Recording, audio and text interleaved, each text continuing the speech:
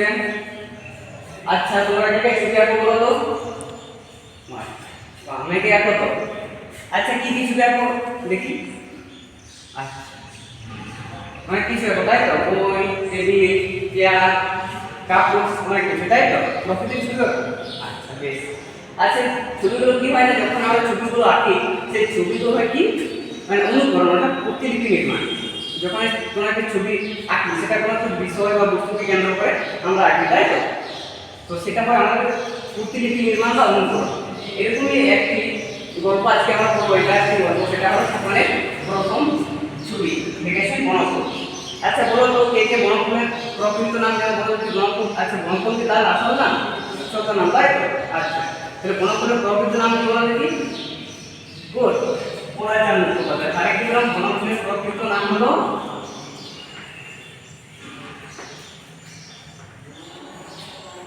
প্রকৃত নাম বনফুলের প্রকৃত নাম হলো গোলাইজান মুখোপাধ্যায়। আচ্ছা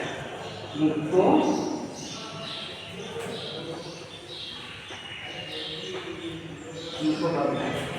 আচ্ছা তাহলে গোলাইজান মুখোপাধ্যায় সম্বন্ধে কিছু জেনে।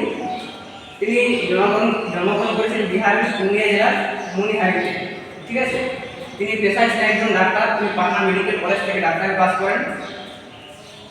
তার ডাক্তার জীবনের প্রথম দিকে রচনা হলো তৃণখণ্ড। তিনি যখন সাহেবগঞ্জ স্কুলে পড়তেন তখন তিনি তার একটা প্রথম কবিতা প্রকাশিত হয় মালাঞ্চ পত্রিকায়।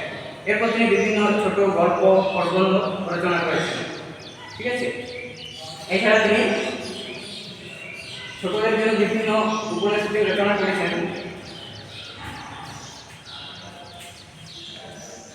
এটা লিখে দেবো ভাই। আচ্ছা তাহলে বনফুল সম্পর্কে আমরা মোটামুটি জানলাম যে তিনি একজন পেশায় একজন ডাক্তার ছিলেন, বিভিন্ন ছোট গল্প কবিতা নাটক রচনা করেছেন এবং তার একটি আত্মজীবনীমূলক গ্রন্থ যেটা পশ্চাৎপদ সেটা রবীন্দ্র পুরস্কারে সম্মানিত, ঠিক আছে। আচ্ছা তাহলে মুছে দিচ্ছি।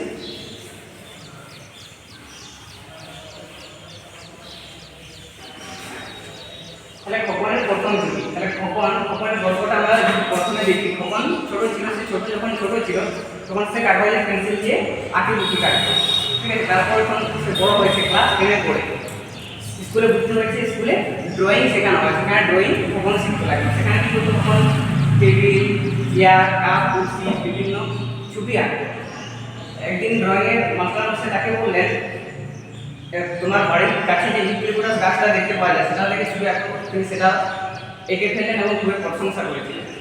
এছাড়া তারপর তাকে বললেন তোমার বাড়ির ছাদ থেকে যে ফুলটা দেখা যায় সেটা আঁকতে পারবে, তিনি সেটা এঁকেছিলেন।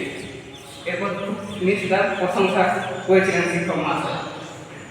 এরপর কি হলো, তিনি একদিন তিনি একটি হাতির ছবি আঁকতে গিয়ে বেকুব হয়ে গেছে। সেটা কি তোমরা কখন দেখলো আকাশে একটা মেঘ হাতির মতো পেছনে দুপায়ে ভর করে চুল তুলে দাঁড়িয়ে আছে। কিন্তু তখন দেখলো সেটা যখন ছবি আঁকতে গেছে খাতার মধ্যে, তখন সেটা দেখলো যে যখন আঁকা শেষ হওয়ার পর সেটা মেলা দেখলো তখন দেখলো সেটা হাতি নেই, প্রকাণ্ড কুমির হয়ে গেছে।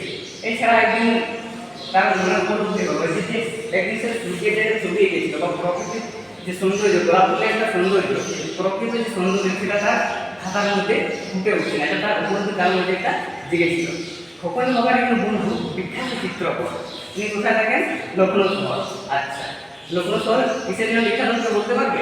কারুকার্য, বিভিন্ন কারুকার্যের জন্য লখনৌ শহর বিখ্যাত। সেখানে তিনি কী করলেন, তাহলে সেখানে থেকে তিনি এলেন, দিয়ে তখন তার ছবিগুলো তার বাবা বললেন তিনি একটু ছবি আঁকছেন। সেই ছবিগুলো তাহলে খোকন সর্বশেষ সেই ছবিগুলো তাকে দেখাতে গেল। যখন তিনি দেখলেন ছবিগুলো তখন তাকে জিজ্ঞেস করলেন তোমার নিজের আঁকা ছবি করে। খোকন কতবার পেয়েছে নিজের আঁকা ছবি সেটা কী করে আঁকে। তখন তিনি বললেন তুমি কল্পনায় মনে মনে ভাববে, কল্পনায় যা আসবে মনে সেটাই এঁকে ফেলবে। এরপর চিত্রকর চলে গেছে। এরপর খোকন কী করলো, খোকন সে তার অন্ধকার করে চোখ বুঝে বসে রইল।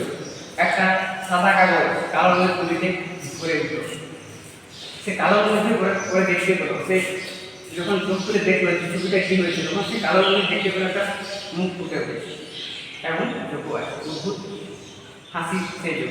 এই নিজের প্রথম চিঠির দিকে তাকিয়ে তখন আনন্দিত হলো, সে গর্ববোধ হলো। এটি তার প্রথম নিজস্ব, কেন এটি তার প্রথম নিজস্ব মৌলিক সৃষ্টি, এটা কোনো অনুকরণ করা বা লক্ষ্য নয়, প্রকৃতি নির্মাণ নয়।